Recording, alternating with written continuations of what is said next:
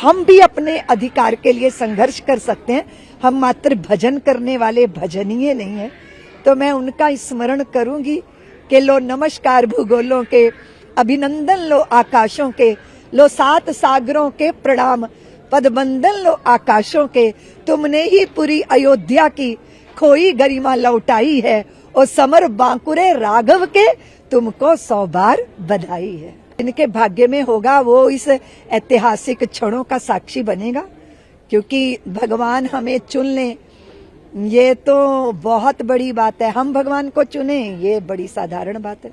मैं सब ज्ञात अज्ञात सबको उनको वंदन करती हूँ। वो राघव के रणंजय थे, वो माधव के धनंजय थे, वो विरक्त संत थे, वो प्राणों की आहुति देने के लिए निकले थे।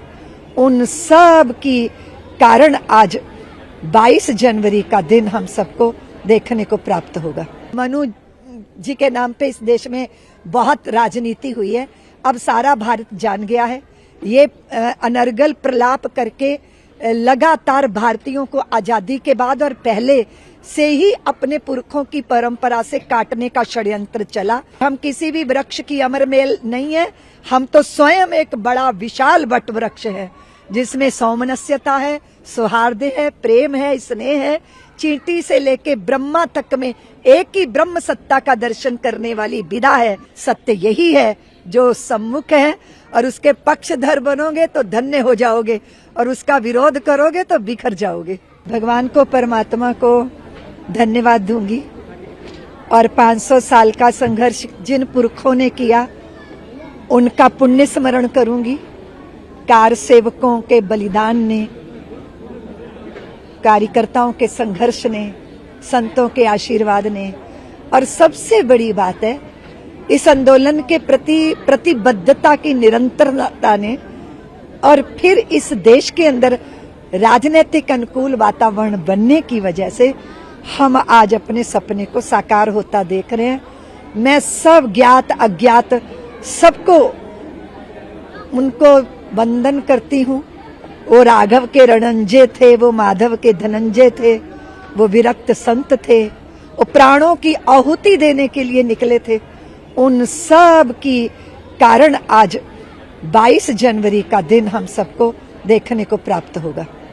हम ऐसा तो नहीं कह सकते, लेकिन निराश तो हम नहीं थे। और क्योंकि भैया हम लोग तो पुनर्जन्म मानने वाले हैं। यात्रा जो है एक जन्म में पूरी नहीं होती तो दूसरे जन्म में होती है। लेकिन इस संघर्ष की जो प्रखरता थी, वो दैदीप्यमान जो ज्वाला थी, उसने जलाकर पूरे भारत में कुविचारों के कचरे को जलाकर भस्म कर दिया।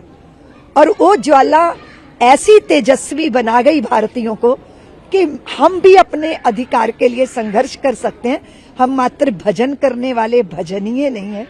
तो मैं उनका स्मरण करूंगी कि लो नमस्कार भूगोलों के, अभिनंदन लो आकाशों के, लो 7 सागरों के प्रणाम, पदबंदन लो आकाशों के, तुमने ही पूरी अयोध्या की खोई गरिमा लौटाई है, और समर बांकुरे राघव के, तुमको 100 बार बधाई है। अब जिनके भाग्य में होगा वो इस ऐतिहासिक क्षणों का साक्षी बनेगा, क्योंकि भगवान हमें चुन लें ये तो बहुत बड़ी बात है। हम भगवान को चुने ये बड़ी साधारण बात है। हमारे मंदिर सदैव विद्या के केंद्र रहे हैं। दूसरी बात है, भगवान की सत्ता को स्वीकार करने वाला ही अहंकारी मद से मुक्त होता है। जो ईश्वर को स्वीकार कर लेता है वो मनुष्य बनने की प्रक्रिया प्रारंभ हो जाती है। नहीं तो मनुष्य तो भेड़ियों में पलता है तो भेड़िया ही हो जाता है।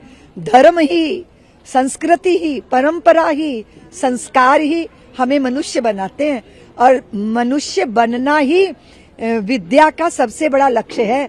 तो पहले झुकना सीखेंगे तभी तो कुछ प्राप्त होगा। बिना झुके तो घड़े में भी जल नहीं भरता। इसीलिए जो भारतीय संस्कार है वो मंदिर देवालय, वहां निरक्षर लोग नहीं रहते।